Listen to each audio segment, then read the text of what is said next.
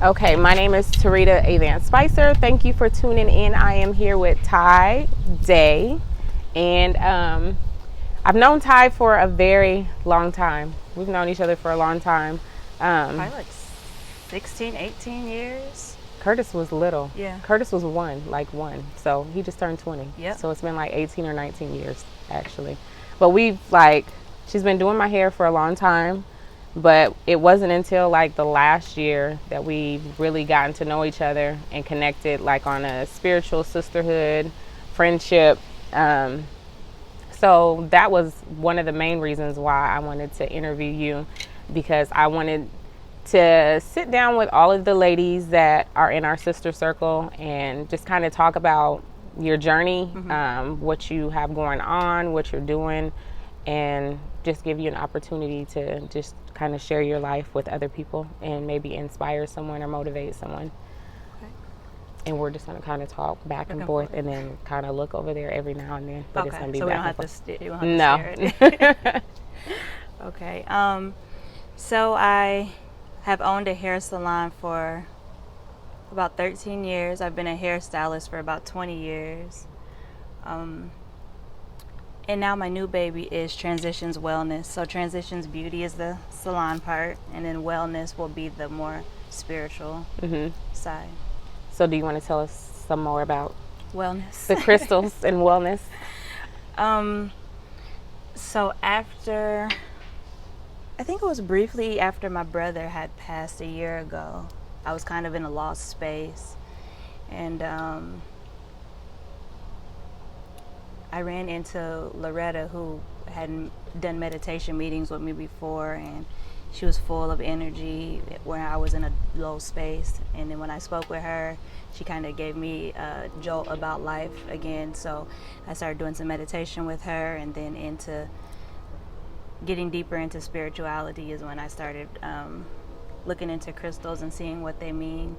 Because I think that with society, it's more diamonds are, for marriage is a symbol of love. So when I wanted to dig deeper, I found that there are other stones that also have meaning. We just can't pick and choose which stones have meanings. I believe that when God created those things, he created everything with a meaning. He didn't just create things just to create them, because that's not the way that he moves. Everything has intentions. Yeah.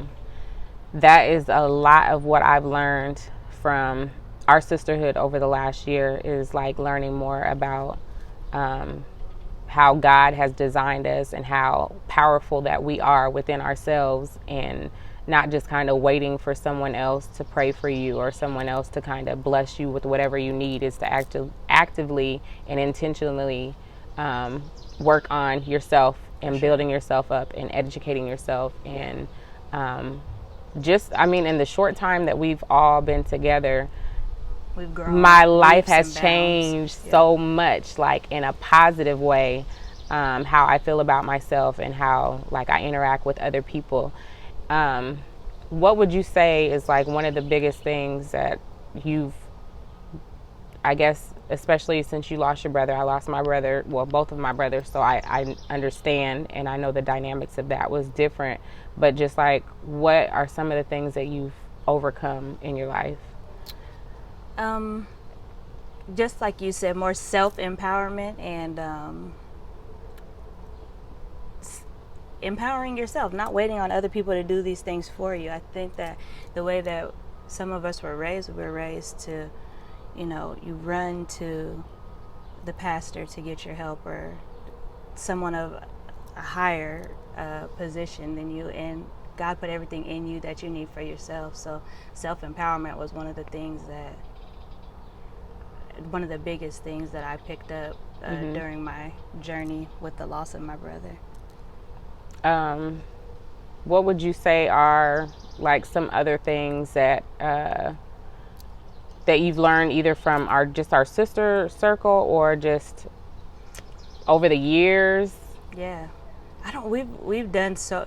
It feels like we've been in action longer than 1 year, because how much that we've done in that 1 year, that so much love of sisters and other women, and just loving on each other is really what I got a lot of out of our group. Is what I get a lot of is love, because I don't think that there's not enough love in the world. Especially with women, I feel like, especially with black women, I feel like we're always trained that we can't, like, if you have two friends, that's about as good as it gets. Yeah. Like, females can't be friends. Yeah. You can't encourage somebody. You can't be happy for someone else's successes because Yeah. it's taken away from you.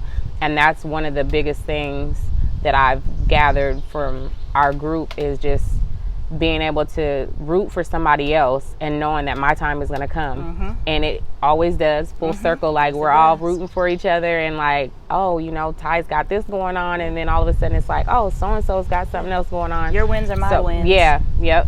And that's been really big for me, just because not only losing both siblings, but not having like a lot of girlfriends. I have a small circle of female friends, but just the stuff that we share, and not just share, but like educate each other. Like, me and Hazel were just talking recently about how everybody has their own strengths in our circle. And there's a lot of women in our circle, and it is continuously growing, like, every month. But it's like everybody, even when we get together at our meditation, like, everybody has some kind of knowledge of something, and everybody's like, ooh, that's somebody to go to for that. I think that was like one of the misconceptions, or one of the tricks that was put on us, is that women, when there's a group of women, everybody gets catty. So then that's what we started saying, and that's what we started seeing, because what you say is what you see. But we're changing the dynamic of that. No, we work together, we love each other. If there is, because there will, I mean, we're all humans, there will be I don't want to say arguments, but there will be times when we'll have to come and we'll be like, hey sis, we need to talk. And that's what we need to do, instead of downing each other and doubting each other. And that's just, or avoiding each other. I've struggled with that over the years. I'm like, I'd just rather avoid me too, any kind of confrontation, or just not even confrontation, but just communication. Like, when you don't know how to say something or whatever. But then does that makes my stomach hurt? Like, if I wake up in the morning, gives me anxiety, girl, and I have this feeling, I'm like, something happened yesterday. I'm like, oh yeah, that I need to deal with that, or just carry it on all those days. I'd rather now deal with it and just keep going. Yeah. So how are things at the salon? Post COVID. yeah, you know what, because when I started doing the interviews, we were like at the beginning of everything, and so now it's I guess this summer. Isn't post COVID, this is mid COVID, right in the heart of the numbers jumping double, triple every day. So salon life is good. When we shut down during the the mandated shutdown, I think we were closed for like 2.5 months. It gave me a lot of time to introspect and to look at myself and to work on myself. And that's where Transitions Wellness was birthed during that time, because I was able to focus on other gifts that I have. It's not always hair. I was doing hair, 15 hours a day some days, and then come home and you lay down, feed the kids, and then you're right back at work. So COVID let me get some work to life balance, and now with everything reopening, I'm still keeping that same strict schedule. I see 3 to 4 people a day, and then I come home and I tend to my family and I tend to myself. I don't want to be submerged in just that, because I wasn't able to see around me. I was just all work. That's a lot. Who or what do you get your inspiration from?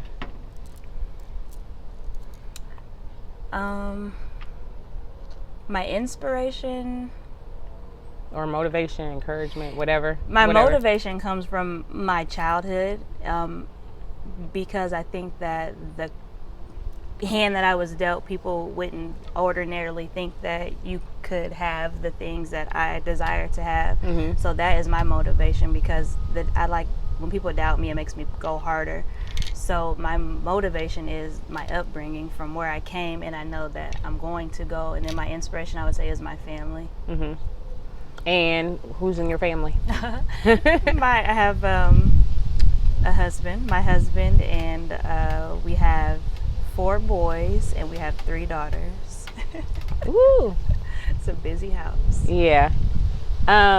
Starting Transition Wellness and having the business, how does your family work with that? Like, what are their thoughts? Because I know, like, with me, when I first started doing sage or, like, talking about crystals, my son was like, what is that? Like, Yeah. So how do you, especially guys? The boys in my house, they don't really too much bother me. They allow mom to do her thing since I'm the only girl. But they're definitely watching now. And I have my inventory laid out on the table, and they'll peek over at it, and I'll explain to them what it is. And they have their bracelets that they wear, and I just educate them because I was telling my husband, like, I think that's another misconception as well, is kids should do as they're told. Yeah. But they do what they see. So if whatever they see us doing is what they're going to emulate, so we should exude the characteristics that we want our children to have. Yep. That's one of the big takeaways for me, like, as a mother, over the last year. And I'm like, okay, when I take care of myself, then my kids understand, like, you can't be good to everybody else if you're not being good to yourself. So it's not selfish for self-care. Like, that has to be priority. And it's, people oftentimes are like, I got to do for everybody else. Especially women. God, we always think that way. And I totally agree to what you're saying. I feel much better taking care of my family and being a mother and the wife that I need to be when I taking care of Tyechia first. Instead of putting myself on the back burner and trying and running myself ragged for everybody else. There's no quality of life there. Right. I think that's, like, for a lot of people, I think the whole COVID situation has helped a lot of people, like, sit back and realize what's important, like, when you can't go to work and you have to spend more time with your kids. Because I know when it first started, that 3-year-old, I was like, when are they going to open daycare back up? Girl, I said, so ain't nobody leaving? Right. Everybody stays all day. I mean, like, when everybody's so busy in the family and kids have sports and you have all these different things, and it's like now we have to actually look at each other and we see what everybody's really doing, or, like, what interests you during the day. I think it's been great, like, as a family. I totally agree. Yep. Yeah. So I've enjoyed it. Me too. Although I kept saying, well, not even although, when I said at the beginning of the year, I'm like, this is going to be my year. It's going to be an amazing year. And even though COVID happened, it's still been, like, an amazing year. It's been actually better than I could have even imagined. I'm like, I'm doing interviews and sitting with people, like, this is not what I went into 2020 even imagining that I would be doing. But we set that intention in, when did we have our lock-in? Was that November or December? It was November or December. We called forth what we wanted to see. Yep. And nothing can stop that. Once your word is spoken, that is what comes back to you. So we're going to see an awesome facts. Yeah. So,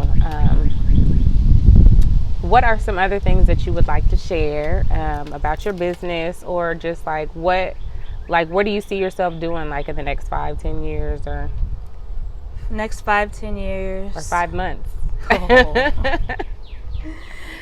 Next 5-10 years, I will be. I